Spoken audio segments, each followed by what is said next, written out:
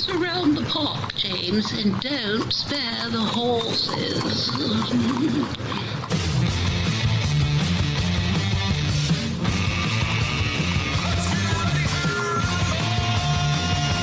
It's showtime.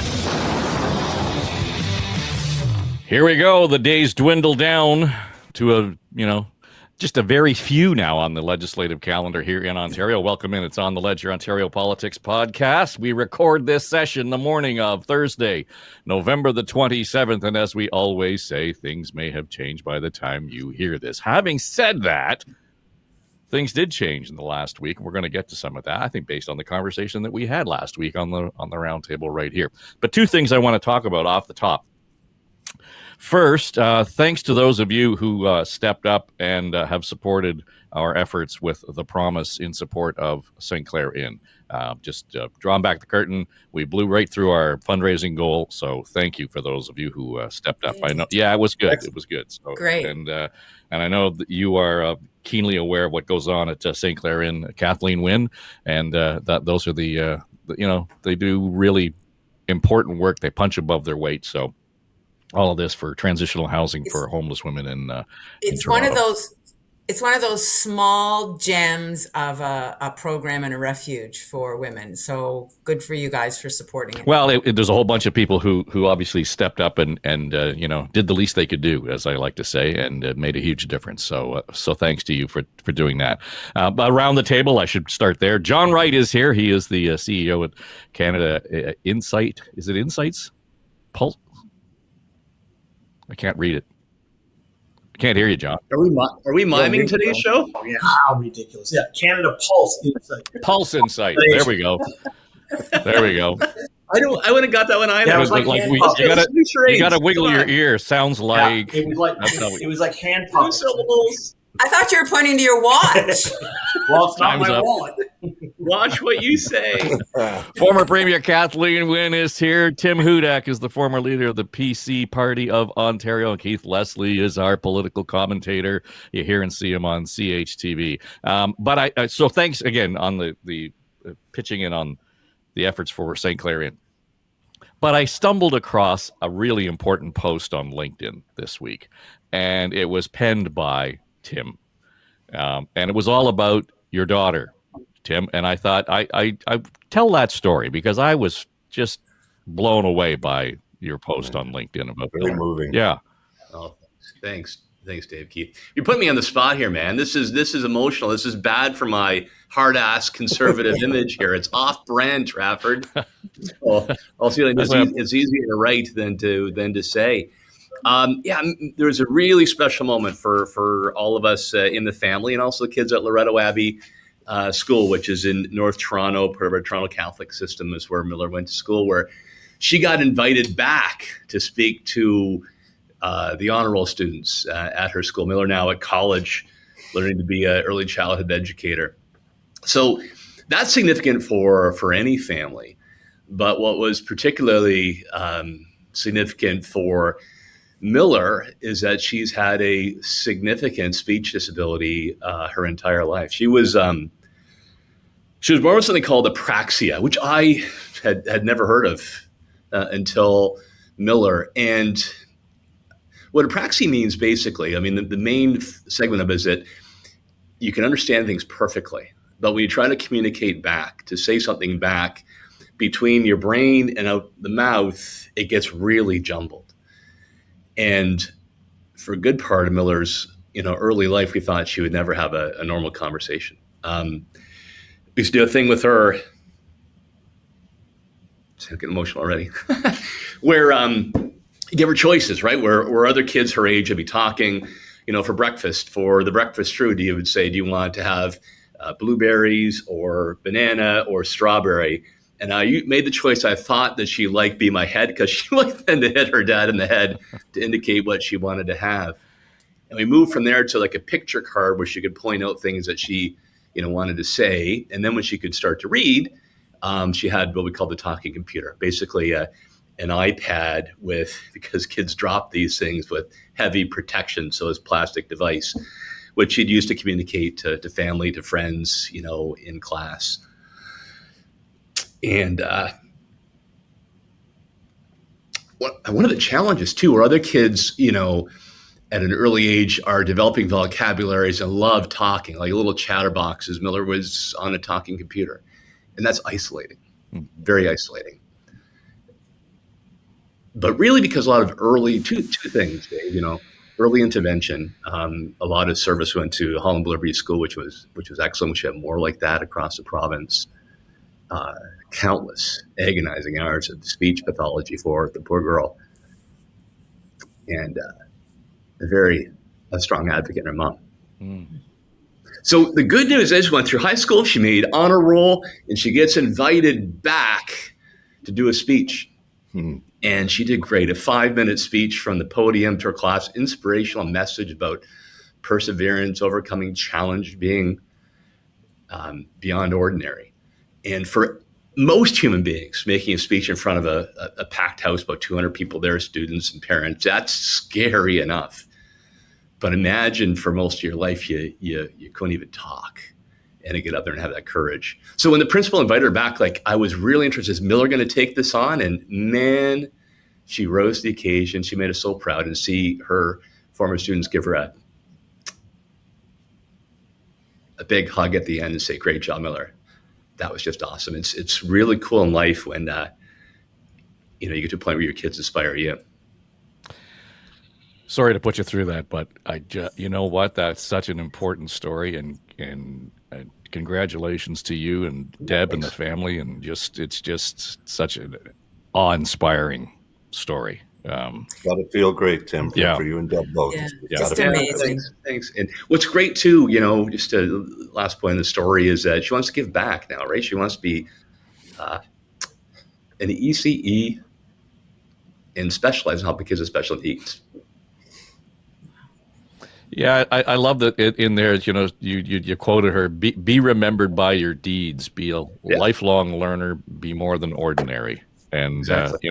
If we all aspired to Miller's advice, be a kinder place, this world. Yeah, for sure. No, thanks for asking. Tim, congratulations. Tim and I and Deb, we lived in the same neighborhood for a number of years, and Tim and I would see each other on, morning walks, runs, whatever. But I also saw Deb on a number of occasions when Miller was very little, and we talked about education, and she was looking for programs. And I just want to do a shout out to her too, Tim, because such a testament to her, and you've said that, to her perseverance and both of you just, creating an environment where Miller could flourish. It's just remarkable, and congratulations. And the story is beautiful and good for her. Yay, Miller. Mm-hmm. Yeah. Awesome. Yeah, thank you. Yeah, Deb was incredible, and just never giving up, and making sure every service we could squeeze out of the system, pay through our own pocket, be there with her, coaching all the way through that. See how far she's come. Yeah, and just for everybody else who's listening or watching right now, just keeping in mind that you never know what's going on next door. Even though you might live close to people, or you might think you know them, you don't necessarily. So, like I said, the whole message behind this for me, Tim, was not just about the extraordinary courage and resilience that all of you showed, but particularly Miller exhibits, but this level of deep kindness. I think that's what at the heart of her message. And the more I listen to what's going on politically here in this world, in this country, in this province, in this city, I think that the necessary platform for the next winning party candidate should actually be one of kindness. The more I see what goes on in the United States, if a party came out and said, our platform is kindness. I know that sounds really mushy, but we need that more than anything right now. Period. Stop right there. And we would cut through so much BS as far as what goes on politically, or, the bipartisan this and bipartisan that. Man, I just wish we could inject a little bit more of that into the vernacular politically. And John, you're the pollster, you're the pulse guy. I think that would be one of those things that catches on, that would cross all party lines without sounding, Pollyanna-ish. We need this in our lives desperately right now. beyond hope, we need kindness. Yeah, we do. And I want to come back to about what Tim was talking about. There's very little language that approximates the combination of courage and anxiety. And as a parent who's gone through some challenges with our own kids, I can only imagine. There's a German phrase that says Mut trotz Angst. And it kind of sums it up when you're trying to carry not only something like what Tim and Deb have gone through, and Miller has gone through as well, but it takes up an enormous amount of your effort when you're trying to carry out a normal life, and then you add to that the kind of lives that Deb and Tim have. So it's an extraordinary feat when you think about the years that it takes to do that. And you're absolutely right. Kindness is something that is measured. The happiness index is measured around the world, and it's really missing. I have to say that in doing the polling, people talk about the Trump administration and how they're not going to the United States because of how they feel about the Trump administration. But it was evident, even our family as Formula One fanatics. We follow it. In fact, we were 3 years ago, we were at the first evening of the Grand Prix in Las Vegas. And it's dropped from 324,000 on that first night that we were there in swelling Las Vegas to 306,000 last year, and dropped to 180,000 this year. And they attributed most of the drop to the fact that Canadians simply weren't coming. And I would think that, you can be pro-Canadian and that people have, been very concerned about how we're going to be threatened. But I have to tell you that when you're on social media and you see how ICE and Border Patrol, in fact, are ripping families apart, it's a nightly factor when you kind of scroll through, and maybe it's my algorithm when you see this. There is no kindness that seems to exist in south of the border, and it seems to be more of a Canadian trait here. But it is what the world needs right now. It needs that respect. It needs patience. It needs kindness. And it can be driven by the most powerful country in the world, not just in our own backyard. And that's a shame, because for many years, the United States was the land of hope and of compromise and of doing the right thing. But when you're taking away food stamps and you're taking away people and you're deporting them, even this week, there were close to 40 of them from the United Kingdom who were put in detention and being sent back. It sends a signal. And it sends a signal that we've got to be closer together, and we've got to try and get through this together, as opposed to being apart and being critical of each other. Yeah, and we're into the season of giving, so it's just a really important, I think, tone to set, not just to do it because of the month. But go ahead, Keith. I think we need to take it even a step further. It's not just kindness; it's compassion. And that's what we're really seeing a lack of in the United States. And we see these ICE agents going in, standing at family courthouses where the families are there to register to go through the process, and they're being arrested the minute the judge says, no, we're going to postpone whatever. They're being arrested there. The rest of us look at these scenes. We see kids being taken from their mothers, both sides crying, and they're ripping the families apart. There's no compassion. We need kindness, absolutely, but I think a compassion party would actually have a whole lot more to say to things. We need to have people showing empathy, showing that what we're seeing on their screens every night just isn't acceptable. And we are seeing municipalities and state levels governments trying to fight back against this. But when we see these images every night of what ICE is doing in the United States, just as say terrorizing people, stopping them in the street, smashing their car windows, dragging them out through the window while their kids are crying in the back seat, all this kind of stuff, that was the kind of behavior we never would have expected to see of Americans of any sort. I mean, let alone law enforcement who are being paid huge dollars and big bonuses to go out and round people up because they happen to be, well, they look kind of like they're an immigrant, whatever that means to some people. They're just going to go out and round anybody up. And then, if you happen to be actually an American citizen, well, no apologies, just get on with your way, get out of our hair. It's just this complete lack of compassion that I find quite stunning. I mean, kindness, yes, we need that for sure. And we see that in the younger generation. We see kids today, Timmy mentioned how Miller was given a group hug by all the students. I mean, There were no group hugs when I went to school, at least not that I saw. Kids today are far more empathetic and they have far more compassion, I think, about these situations. So that's a good sign of it. But overall, I think in addition to kindness, we really need politicians to start showing compassion, wearing your heart on your sleeve, saying this kind of behavior is just unacceptable and it tears us apart.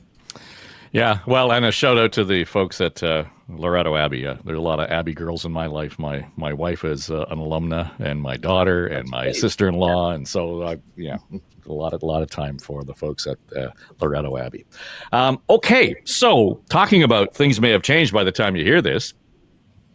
Last week we spent a good deal of our time talking about a pet peeve of mine, which was that my recycling bin was considerably heavier every week than it had been, say, 3 or 4 months ago. And why? Well, because the beer stores have closed near me, and certainly at our cottage, it's closed in the little community near the lake. So you end up collecting all of these freaking bottles and no place to bring them back that's convenient.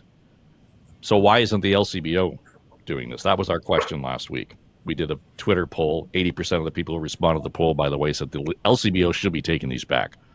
Wow. This morning, as we record this, we're led to believe that the Ontario beer stores are prepared. Yeah, you know what? We'll take the empties back.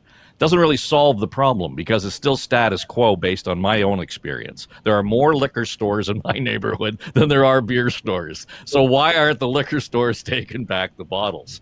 But I think it's interesting. This really sparked a bit of a reaction. I had an email from Sarah Thorne. She said the answer is the Lions Club. We have 2 places in Dorset to drop off empty bottles and beer cans in Dorset. I have a neighbor on my street who collects, and based on what the Dorset guys have told me, it could be pretty lucrative. I asked the volunteers at one of the collection places. They raised $46,000 for the Lions Club in Dorset last year based on the beverage behavior of the folks locally. But there are answers, Tim, right? And to say, this is kind of contrary to our deal with the beer store, it doesn't solve the problem as far as I'm concerned, because as you pointed out last week, this is still going to put unnecessary stress on the recycling program right across the province. So, as we've noted before, Dave Trafford, Minister Bethan Falvey is a regular listener to our show. So no sooner did you stream it than I was corrected for what I said. So I've got my notes here. All right. I've got to correct the record. So basically, the case the government will make is, first of all, it's important to put the beer bottles, I'll say, through the beer store system because they use them like 12 to 15 times. So it's basically like glass gold. And if they go through the Blue Box program, it gets recycled in the glass, but it doesn't get used in the beer store system. And it's probably one of the most successful recycling programs in North America, is like 80+%, in return. So I think the government is trying to be careful to protect that. They're certainly conscious too of the beer store, because the beer stores, are now in decline with retail of beer in grocery stores and corner stores. So I think it helps keep that system going. And the case also is, so grocery stores that sell beer and wine are still going to be held responsible. They can either take the license, in which case they have to recycle, or they don't take alcohol.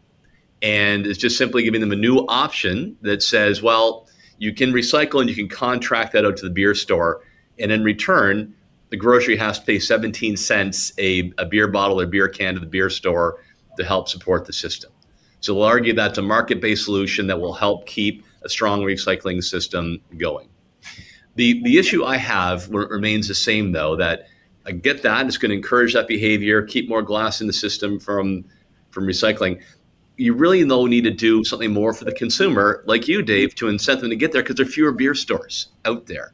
So I really think 2 things. Great, okay, I get this, but add another option into the system. Like I've seen in the States where, others recycle, they use technology, recycle the bottles, you get money, you go in the grocery store, you pay it, whatever. So that's another consumer-based incentive, because you make it convenient and a financial incentive for people. And number 2, put more into that stream. So if there's an alternative to the beer store for collecting bottles, You need to have more in that stream. So, whether it's Coca-Cola in a bottle or Labatt Blue, why can't I return that exact same glass and be rewarded with a dime for it? Well, and John, you go back to the days when we were kids. You'd go and collect bottles, and you'd take them back for the 2-cent deposit. I mean, this isn't something new. This isn't a new idea. But to make the point, though, the LCBO sells more than 1 billion liters of beverage a year. So there's not a chance that combined the grocery stores, beer stores are actually going to outsell the liquor store. And they are off the hook. They don't have to take the bottles back. Doesn't make sense to me. Let me tell you why it's not going to work. And it goes back to the first segmentation studies that were undertaken on the environment and personality within that scope back in the 1990s. And that is that there's a thin group a thin portion of people in this province and across this country who really want to have a mark on the environment. It would be roughly about 13% who would actively participate in those sort of activities. They go out of their way to make sure that not only their blue box is full, but they also, and there's a bleed over for another 13% or so who are in that category, but they tailor a lot of their lives to make sure that the environment is respected and that their habits are taken into account. That leaves about 75% of people, and even higher when it's just the 13% who are doing things. Going to the beer store was a destination to pick up something. And as a result, you went there pretty much all the time because that's where you went for beer, and you were able to simply exchange your empties for the beer you were picking up. I don't have to do that anymore. What I have available to me are corner stores, convenience stores. I can get it at the gas station. I can get it at the grocery stores. I can do all of that, and so we are now going to have a commercial. We're going to have a payment to a system where I'm not going to go specifically to a beer store to drop off my empties and pick up something else. And as a result, a lot of this, as we all know, revolves around convenience. And as a result, my blue bins will continue to be filled up because while the statement can be made that, there's going to be a beer store within 10 kilometers of where I live, there are a lot of people in my neighborhood who will simply walk to the end of the driveway and put it in that blue box. So, we can talk about how this is a good deal for the commercial interests and for the province and putting, at least having a place for people to go. But it means that you're going to drop off the bottles as opposed to an exchange of service and product. And as a result, I just don't think it's going to work for 75 to 80% of people. Well, Keith, it stopped working for me just because I don't go to the beer store anymore. I buy my beer at the LCBO. Yeah. Well, that's really the core of the problem, isn't it? And as for the LCBO not taking back bottles, they actually have the warehouse space, the ability to do this. They could absolutely do this, unlike some of the small retailers. It's unrealistic to expect them to be able to take back empties and handle them and get them back to the beer store. This idea, though, of doing something a private sector solution, as Tim says, to try and keep the beer store in the recycling business, especially for beer bottles, I think is really important because the recycling rate is highest in the world, quite frankly, and it's very impressive. On the other hand, what we have is, you say, the convenience factor of it, people just putting it at the end of their driveway. And let's face it, for most people in most cities now in Ontario, if you put recyclables at the end of your driveway that actually have a deposit on them, they won't be there by the time the recycle truck comes around. Someone is coming to your neighborhood. I would suspect it happened when I was living in Cabbagetown.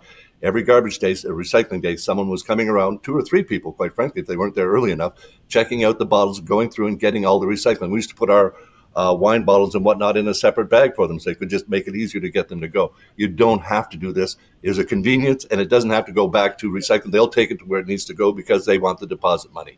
I know that's preying on people who actually need the cash, but they're out there, and they will take those bottles and return them to the beer store because they do. They need the cash. The alternate thing, though, with the loss of the beer stores, when I was living in Cabbagetown, there was a beer store in all 4 compass points within a kilometer. Now, 2 of them are gone, and I suspect the third one will soon be. I saw a sign, it's going to be a condo very soon as well. So there's going to be fewer and fewer beer stores, and as we know, as of January, there's no minimum number required by the beer store to keep them open.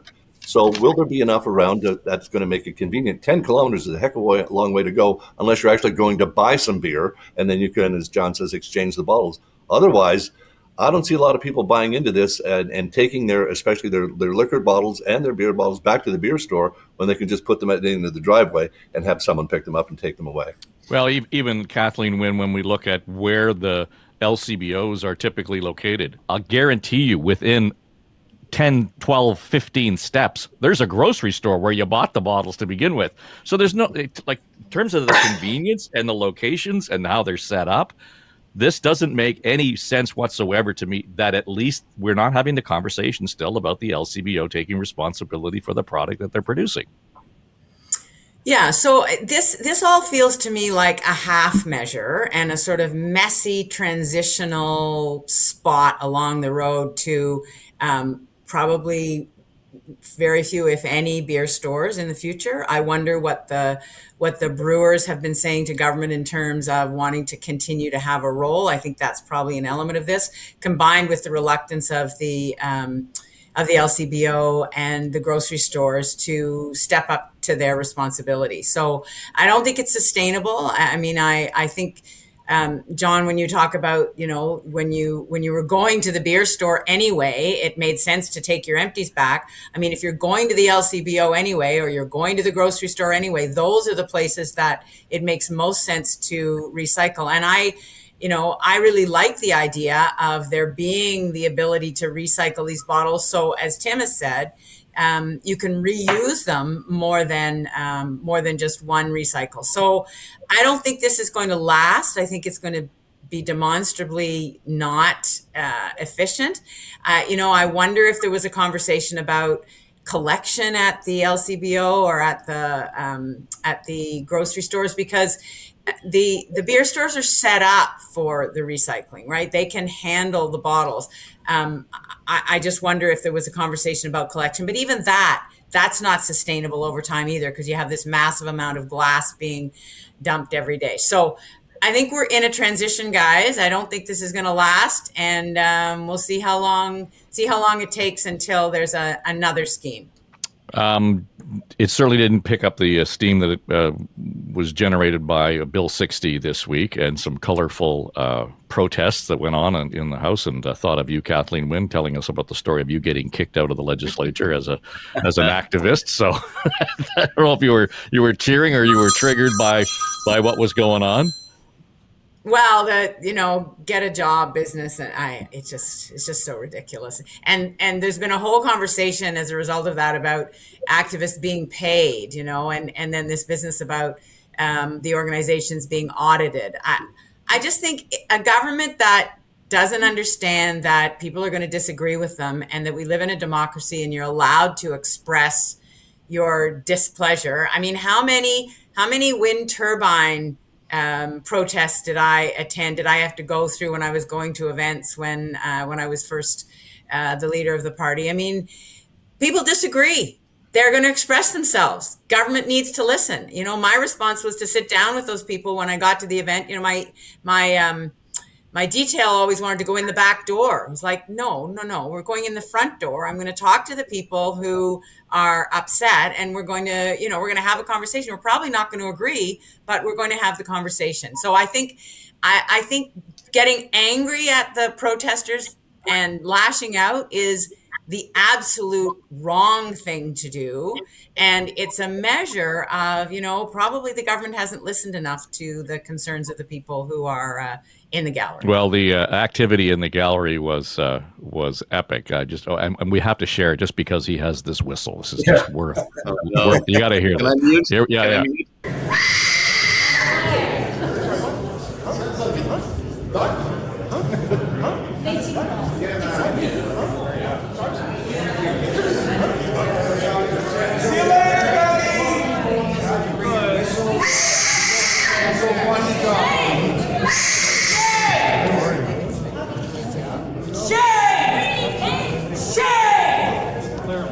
Clear them all out. There you go. And for those of you who were listening, the guy who was blowing the whistle then was pretending he couldn't hear the security guard telling him to get out. And that's probably pretty close to true. I damaged my hearing with this damn whistle. So what? Exactly. But the video again, Tim, of the premier kind of turning around and giving them stink eye and then telling them, get a job, buddy. I'm not sure. I'm not sure that that's necessary, in as much as he had the majority, he had the votes. He could just drive this thing through the tunnel as he sees fit at whatever speed he wants. These folks were clearly under the Premier's skin. I love that he has the buddy too. Oh, for sure. Yeah, the buddy. So, I'll say two things on this. First, I remember in the early Mike Harris days where we had a considerable number of protests against the changes we were bringing in. And that's important in two respects. Number one, because Premier Doug Ford's dad, Doug Ford Sr., was part of the PC caucus. I sat with him from 95 to 1999. And I was in the House late at night. And I think it was night sitting. I think it was one of those times there was a bit of a filibuster, so to speak. We're going through the night, and then people in the gallery, and Doug Ford Sr. looks up, and he used to close one eye sometimes when he would talk, and he said, "Why don't you people go out and get a job?" So we've seen that full line, circle. I guess, carries to the family. I was in the House when that happened, made some headlines. Number two, that's actually a small protest. Like, I'm not being dismissive. People will have their points of view. Although our Landlord-Tenant Act is badly out of whack, and it's a very significant disincentive for mom and pop investors to bring in quality housing and limits choices. All right. But you know what? That's not really that much of a protest. If that's all you can really get out, I don't think there was that much sentiment. Those whistles should be banned. That was god awful. But in terms of as protests go, that's not much. Well, Keith, here's the question I have, and you probably follow this more closely than anybody. But to me, I don't know that there's anybody who likes this bill. Well, it doesn't matter whether you're a landlord or you're a tenant. So maybe the government got it right. Well, maybe that a change is a tough thing for everybody to take. But I think what both landlords and tenants seem to agree on is that the Landlord-Tenant Tribunal needs about quadruple the staff just to deal with the backlog they have right now, and they need way more funding. And otherwise, it's just frustrating for both sides. The government's changes here appear to favor landlords to some degree. The tenants, some tenant organizations, Acorn, obviously very concerned about it. But they wanted to hold their protest because there was no committee hearings on this. Where are they going to go but inside the legislature to voice their displeasure? As Premier Wynne said, you are allowed to disagree with the government, even if they do have a majority 3 times in a row. So that's what they were doing. They were protesting it in the House. Premier Ford turning up and saying, go find a job. I'm not surprised by him saying that, but he, to your point, he doesn't need to do that. He's got the government. It's all on his side. He could just ignore the protesters. They're going to get cleared out of the chamber, and the business will just go on. But they clearly did get under his skin, and I think it's perhaps because this government knows it's not listening to voters or opponents on virtually any issue. If there's going to be committee hearings, they're like 2 hours. Okay, then we'll have the vote. They're really, really clamping down on hearing dissenting voices or voices that might be in opposition to what they're doing. And I think it hurts the government overall, especially when they get really defensive like that. There was no need. This bill, as I say, there's critics on both sides of it. It does seem to favor the landlords to some degree, but for the most part, they backed off the major change, which was going to, do away with the permanent or the endless or permanent leases. After you do 12 months, you can stay in it indefinitely. The indefinite leases are going to be able to stay. So that was the big thing that was bad with the bill. But for the most part, the government is standing its ground because it can. Why they get so upset about the protest, I don't understand. Well, John, you've got a new perspective on this lately. You're recently now a newly minted tenant. You have a landlord that you may or may not have to deal with. Yeah, and it was by choice as opposed to necessity. Mm-hmm. And as a result, we look at society and we look at places in major urban centers, and there's a lot of people who, going through tough times. Both landlords and tenants have to make some really crucial decisions. I tend to, in these cases, not necessarily reflect on public opinion, nor my own personal circumstances, but really look to the tactics of the government. I mean, if you want to hold town hall meetings and talk about things and you're a government member, you're going to have a lot of people who oppose you, who are going to organize and who are going to obviously take advantage of that. And as a result, I can understand from a tactical point of view why government doesn't want to have committee hearings, because it's just stacked with people who are going to be, calling it out and making demonstrations. And it's going to be over in no time at all if you simply have it in a bill and you are able to have a majority that just puts it out there. It also, when you couple that with the reforms to the bail system and some of the other justice matters. We're not talking about skills and who's getting money to promote them this week. It's a political phrase of turn the channel and turn up the volume. And so as a result, heading into a December 11th rise of the House that was scheduled, I think it probably still remains that way. This is the big distraction, plus the other one, where we're not talking about the issue that was engulfing the government before. So, yeah, it does have consequences for both renters and also for the landlords, especially nowadays, where someone can just stay in that residency and not pay the rent, and it's almost impossible to get back from what's not being paid by mom and pop shop investors who have decided to buy a house and rent it out. So it's a pretty tough thing. But I would say this, that inflaming it by,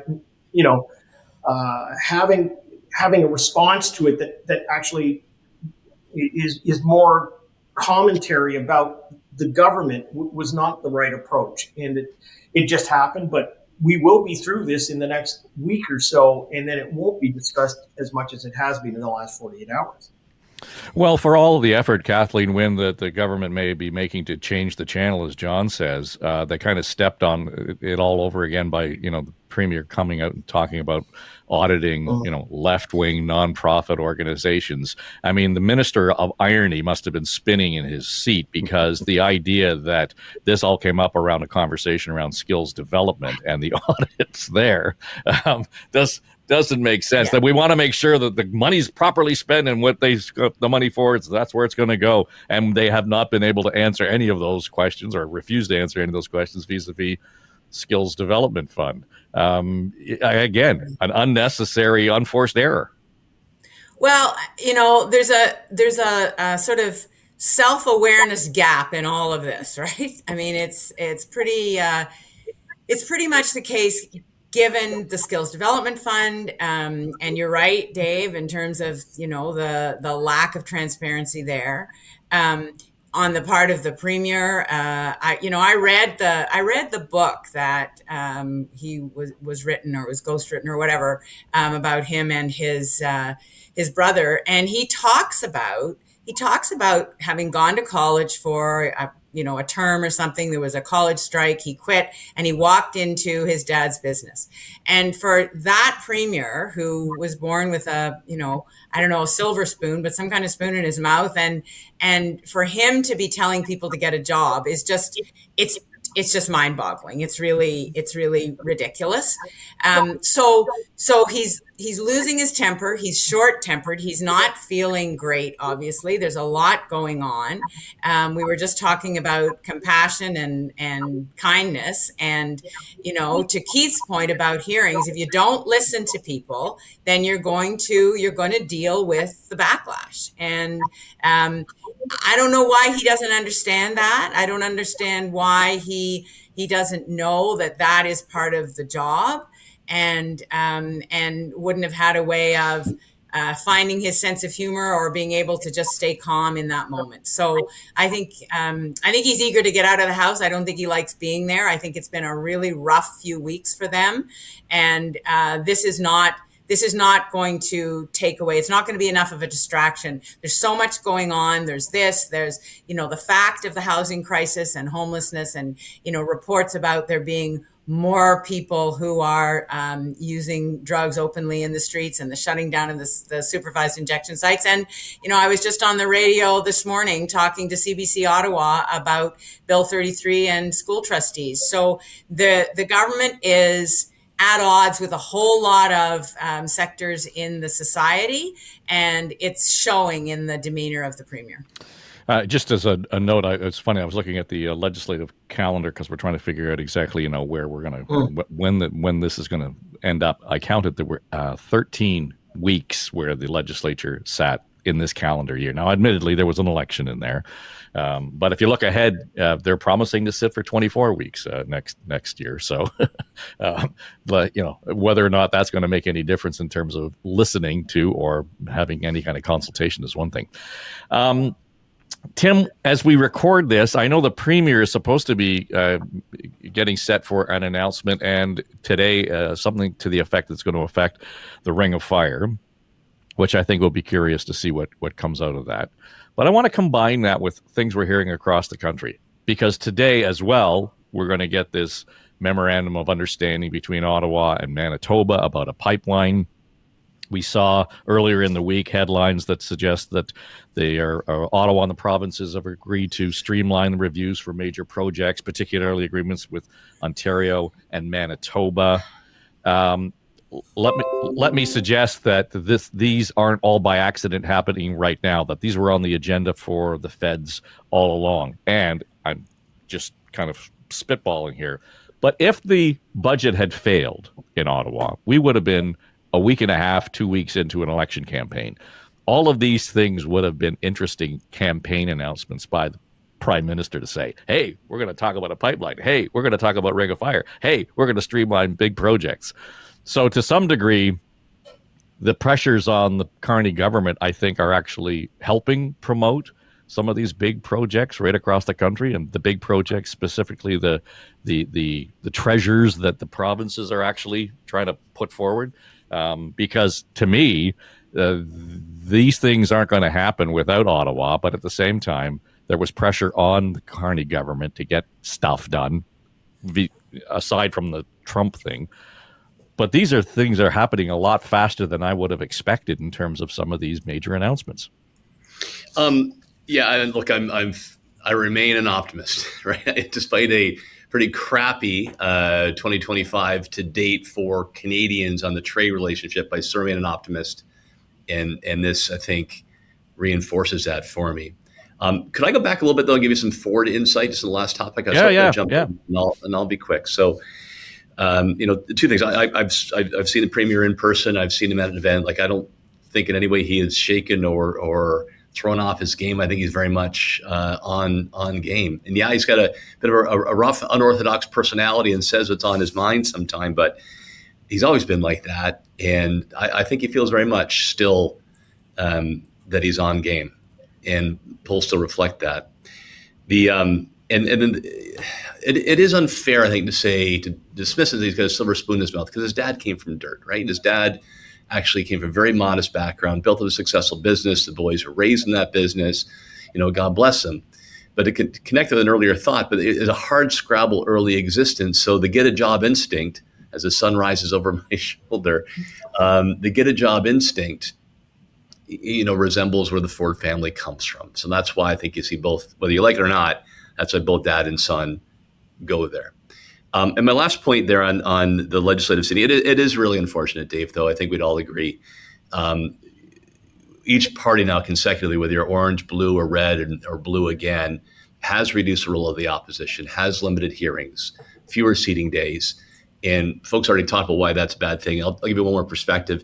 It means you spend less time together across the floor as well. Like Premier Wynne and I got to know each other on the circuit when you're on committees together and that sort of thing. It actually is a bonding, whatever party you're on. You find out that you all really want to actually make a better deal for the province, and it gets things solved. And that's a real deterioration, I think, we've seen by less time spent together, no matter what your party.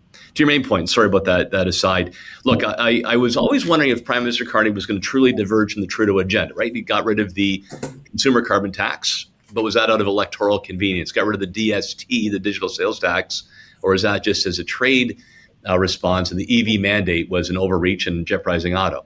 But this is, it gives me faith. This is a genuine move away from the excesses of the Trudeau regime.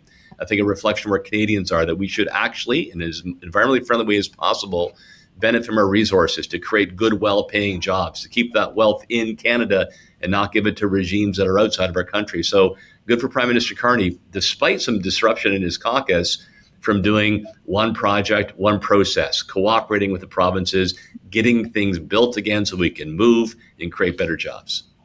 Well, what's interesting to me, John, is that the Prime Minister is the champion in the view of so many of the premiers. The premiers are all fighting amongst themselves. I mean, everybody's got their guns trained on Premier Eby, whether it's for potash or for the pipeline for oil. But to me, this is kind of the process that we expected. Again, I go back to the point. This is happening a lot faster than I would have thought in terms of how things have been happening here politically, federally, provincially. Yeah, I suppose. It's fascinating. Again, we started off the program talking about the environment. It's fascinating that we've taken 10 years of climate change being at almost the top of the public agenda and just kind of said, okay, that's over now. Let's move on to the next thing. Secondly, the confluence of issues. I mean, we do have a public who is willing to accept all kinds of internal compromise because of what's south of the border, and secondly, because the economy is running into all kinds of rough patches, and they want to see, a prime minister lead the country in cooperation with the premiers. It's also notable that Danielle Smith, in terms of the upcoming convention where she was going to be reviewed, the referendum question is now off the table. And whether or not this, comes to fruition in terms of whether anybody's going to step up to fund a pipeline, that actually is not really the issue anymore. It's about whether British Columbia is going to be the gateway, and the Indigenous populations are going to be, in sync to allow that to take place. So we're not through this at all. But there's the appearance of cooperation. There's the appearance of moving forward. There's the appearance of trying to solve some of the issues. So you can see we're not just really talking about Alberta as the West. We're talking about the Wests, because it really is about Saskatchewan, Alberta, Manitoba, and British Columbia altogether. It'll be up to now the three premiers in those Western provinces to put pressure on the premier of British Columbia, and we've got leaders of parties who are on this podcast, but that sounds to me like if Premier Eby wants to go to the public for a consultation and have an election, that's a pretty interesting ballot question right there to get backed up on. So I don't think we're anywhere close to the fruition of this, but the Prime Minister has managed to put it now in the ball court of the provinces by saying, we're with you, win or tied, and we'll see what happens next. Kathleen, Wynne, the idea, though, that all of these are happening at the same time. Again, there seems to be a lot of momentum around big projects, big issues, big transitional ideas that aren't just on paper anymore. I mean, I realize, Poilievre's going to talk about the PR stunt and waving the MOU around, and, it doesn't go any further than that. But the momentum around the conversation, that is to say, it's on the front burner on so many files, to me is extraordinary. Now, maybe I've missed something. No, I think that the Prime Minister has moved very quickly to build relationships, to get to a place where these things are coming together. But I think it is a really important cautionary note that there's not necessarily a shovel in the ground on any of these things. And not that I would expect there would be by now, but there are lots of hurdles before that happens. And so the necessary foundation is being built by the Prime Minister, but there are lots of voices, as John has just said, that could be raised between now and the time that these projects actually do get built. I mean, we've talked about the Ring of Fire on here many times, and the fact that there'll be a streamlined environmental assessment. That is a process that could speed things up. But I don't know what the relationship with First Nations is, and the fact that it's just the province that's going to be engaged in that streamlined process it's a challenge, right? Because the relationship hasn't been that great. If I think about Ontario and First Nations people, that it's not been a great relationship in the last 8 years. So I think there are still lots of challenges, but I do agree that the setting of the table, the building of the foundation for these things to go forward has proceeded very quickly, as the Prime Minister said it would. He said this is what he was going to do. I think, there are still hills to climb before there's fruition. But even at hills to climb, Keith, the emphasis here for me now is he's saying, okay, I agree. That's a good idea. Let's make it happen. And he's going to go as far as he can go. Now it's up to Premier X, whoever it happens to be. Now it's in your court. Mm-hmm. Deal with it. That will go so far. That's going to go so far, though. Yes, and we've got the premiers lobbying each other and working with each other to get their favorite things dealt with here. But eventually, the Prime Minister is going to have to make a decision if we can't get British Columbia on side with a pipeline to get Alberta's resources to market to other markets in the United States. it's one thing to say, the premiers are working this out and they're all have their own projects to put forward. But Eby's made it quite clear he does not want this to happen. He's going to stand in the way. And at some point, the prime minister is going to have to decide whether he's going to overrule a province, and he's not going to want to have that done if Eby has some sort of election or referendum on the issue. Prime minister is not going to want to have to deal with that. So the prime minister is going to have to make a decision about what's going to happen here. And to Premier Wynne's point, it's not just the province of BC as well. It's also going to be all the First Nations that have made it very clear, many of them, they do not want anything to do with the pipeline going into their territories because of the dangers and the worries about a spill. So this is a big, big issue for the prime minister to do. He's laying out the groundwork now, saying, here's the projects, I'm ready to go. We'll give you the support. The approvals will get through as quick as we can. That's all exactly what we need to see. And it also, this push for Canadian manufacturing and Canadian content. We saw the report yesterday from Ontario's Financial Accountability Officer. The manufacturing base in Ontario is now the lowest it's ever been since they started measuring in 1976, below 10% of the workforce. So Ontario needs the manufacturing sector to come back in a big way. And the Prime Minister's projects, if they're using the Canadian steel and all the other components, this is going to help us get our economy back on track a lot quicker. It's exactly the kind of plan we need to see. But to the point that's been made, the shovels are not in the ground yet. And they won't be for a little while. Yeah, and I wonder whether or not at some point, Tim, the Prime Minister may have caught some of the premiers flat-footed, not expecting to get a yes on some of these things so quickly. That could be true. Again, great to see. And Premier Smith, who was heavily criticized for advocacy for the province, seems to be now on the winning side, at least with momentum. I'll be a bit of the voice in the wilderness on this, and it's fun to be there and be alone with the squirrels from time to time. But I chose the University of Washington for my master's degree in economics because it was a real specialty in macroeconomics and trade, and that's what I was interested in at the time. Believe it or not, I ended up getting my master's thesis in an obscure field called advanced microeconomics. I won't bore you with that, but I was attracted to the school. And so what I do worry about, though, is that you're now going to have a domino effect. The Americans have changed the trade order, and we're impacted. So then we protect our industry by stopping foreign steel from coming into our country. Yeah. And that's a natural political reaction. All parties probably align with that approach right now. And then another country's impacted, and then they'll close their borders to our, food products and such. So, geez, I get the political instinct, but it's actually taking us down a dangerous path in the long run. Yeah, well, to say it's complicated is to understate it. Just before we go, I know we talked about Minister Bethlen Falvey and his team watching, listening, and others at the park listening. I swear to God, I thought Robin Urbach was taking a page out of your script this week, Tim. Writes about two-tier healthcare. She said not to. For those of us who think that there's a universal healthcare, we're kind of living in a dream world.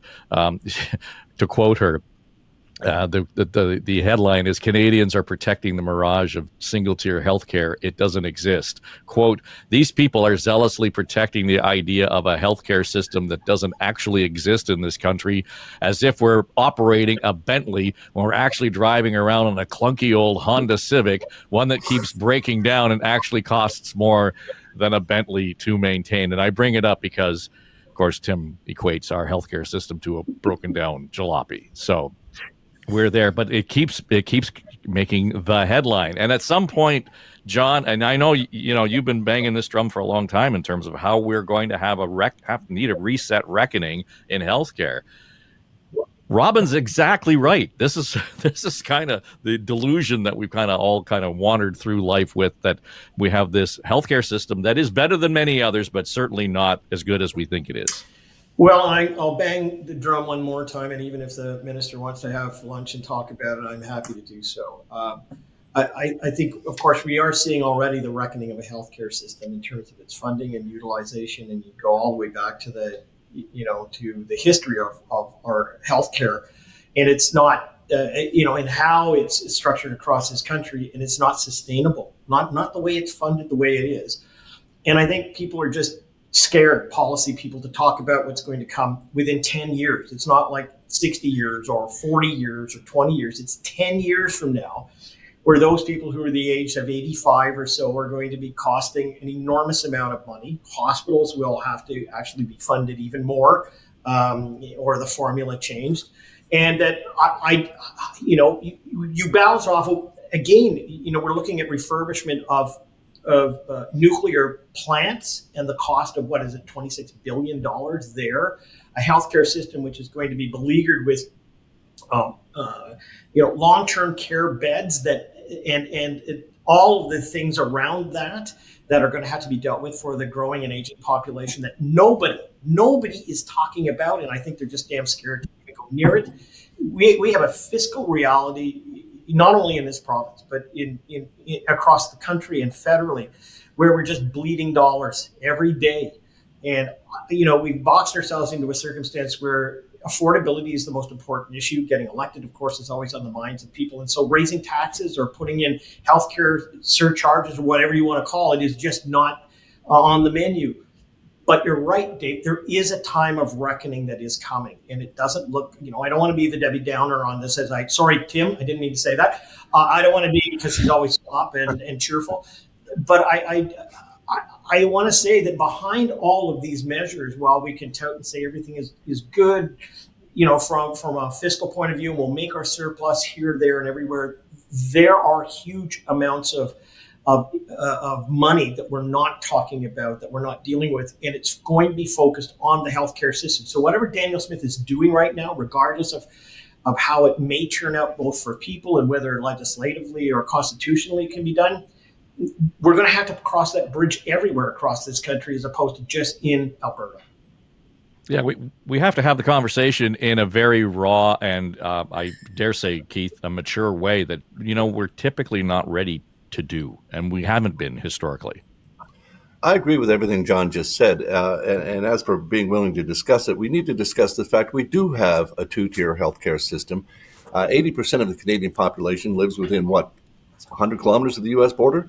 You can take your money and go get your healthcare treatment there if you need it, if you want it. Let's keep our system completely public. I know Tim and I are going to disagree on this, but I do agree with Tim that we are trying to keep a jalopy on the road, and it needs, some fundamental overhaul. But I think it must be done completely in the public sector with better funding, better per capita funding, more tied to inflation every year, all these sorts of things, because it's not been. The funding has fallen farther and farther behind, and we're seeing situations where no one wants to go to the hospital anymore. We're hearing about waiting times in hospitals of over 24 hours in emergency departments just to get seen by a doctor. How many people are leaving to go home? It's studies every day telling us all these kinds of dangerous things about our healthcare system. It absolutely needs to be overhauled, maybe from the top down, bottom up, I'm not sure, but we don't need to kid ourselves that we need private sector healthcare, because we have it in the United States, and we can cross the border and get whatever healthcare we need if you can afford it. If not, let's stick to our public healthcare system in Canada. Well, Kathleen, I have a prop, Dave. Yeah. Okay. I have a prop. Okay.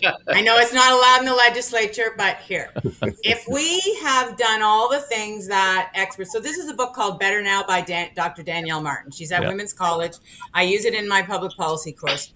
So if we fix our primary care system, if we make sure that we organize and distribute surgeries in a rational way so that people are not waiting in line to see specialists, but we actually redistribute in a systemic way the access to surgeries. If we deal with homelessness and hunger, so she has 6 big ideas that she talks about in the book, and one of them is a basic income, because when she wrote the book, there was clear evidence, and there is even more evidence now, that we are dealing with many people who are accessing the healthcare system because the social determinants of health have not been dealt with. So I would say to Tim and to Danielle Smith, if we do all those things and we still are in a situation where the healthcare system is not living up to our expectations, then let's have the conversation about privatization. But we haven't done the fundamentals. We haven't dealt with the issues that we know are putting the healthcare system under siege. We also know that for urgent and critical care, our healthcare system works. It's for the chronic, persistent, some of the aging issues that John talked about. Those are the areas that we have really fallen down. And I would say dealing with chronic poverty. So if we can do all that stuff, then let's have the conversation. But we push those issues off, issues that we know are the ones that beleaguer the healthcare system, and people like Danielle Smith leap to, well, let's just move to a private system. It's an abdication of responsibility. It doesn't follow the evidence, and it will put us in a weaker situation in terms of the health of our society. So let's do all those things, and then we'll have the conversation. Well, but the point, though, is that we have not universally made universal health care a priority. I mean, at that level that you're talking about. And right now, Tim, we're spending as much or more on servicing debt than we are on health care, in some cases. So, boy, we've made spending priorities way beyond anything that Kathleen Wynne is talking about. I think one of the reasons we have so much debt is because we spend so much on healthcare. The other side of the story is that the fact that healthcare has taken up an increasing proportion of the budget over the last number of decades since Medicare was brought in means that less has been invested in transportation or other infrastructure, less into helping out people with disabilities or education. It is the big giant around the cabinet table. And every dollar that goes there is a dollar that doesn't go somewhere else. I have a friend of mine who was involved in the Harris government in healthcare and plays a role today in public policy and says, Tim, the issues that we talked about even 3 decades ago are the same issues today. You just add on 2 zeros. I just got to say, though, I'm happy that Team Jalopy is taking on more passengers. We've got some momentum. Eventually, we'll be proven right. A little fun fact, I'm a huge fan of Robin Urbach. So when you sent me that column, I got a real kick out of it because I like her style, I like the way she thinks, and I like the way she writes. But, we all did this. I did get my chance to put my list out. Kathleen Wynne was chosen by the people of Ontario. But I had my list of my cabinet and key staff, and Robin Urbach was top of my list to be involved in my media and communications side. I wish I had the chance to offer a job because I think she's a tremendous talent. Well, clearly on the Team Jalopy bench anyway, so that's all good. Listen, we'll leave it there, and thanks for all the input, John Wright, Kathleen Wynne, Keith Leslie, Tim Hudak. I'm Dave Trafford. This is On the Ledge, your Ontario Politics podcast, and if in fact you are watching on YouTube or you're listening on one of the podcast apps, make sure you hit the subscribe or follow button, and the notification will pop up. You'll know exactly when the next episode is ready and available. Otherwise, feel free to share it. There may be somebody in your life who would be just geeky enough to get involved in these hour of in the weeds conversations about Ontario politics. And by the way, you can also listen on AM 800 at CKLW in Windsor and at News Talk 1010 in Toronto. I'm Dave Trafford. Thanks for joining us and enjoy your weekend.